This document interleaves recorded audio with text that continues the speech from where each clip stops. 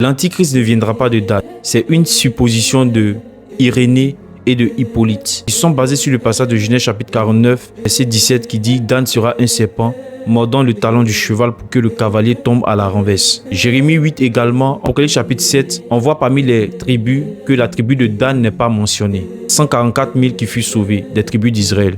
Pour justifier que l'Antichrist viendra de la tribu de Dan. Ça contredit ce que les Écritures disent. Nous voyons dans Ézéchiel que pendant le millénium, il y a la tribu de Dan qui est mentionnée. Tous les Juifs savent que le Messie vient de la tribu de Juda. Genèse 49, ce passage, le Messie va venir de Juda. Juda est un lion. Le sceptre ne s'éloignera pas de Juda. La Bible dit que la bête, lorsque sa blessure mortelle fut guérie, tous les habitants de la terre allaient aller l'adorer, y compris Israël. Mais pour que Israël accepte de recevoir l'Antichrist, il faut qu'ils prennent l'apparence, n'est-ce pas, du Christ que eux ils ont reçu. Alors que selon les promesses, Dieu a dit à David par l'envoi de Nathan que après toi, de ta postérité, viendra quelqu'un qui régnera éternellement. Donc les Juifs savent que le Messie vient de la tribu de Juda et non de la tribu de Dan. Donc pour recevoir le Messie, il faut qu'il vienne de la tribu de Juda. C'est ainsi qu'intervient Judas Iscariote, que Jésus a traité de démon. Il dit, n'est-ce pas moi qui vous ai choisi, vous les 12, mais l'un de vous est un démon.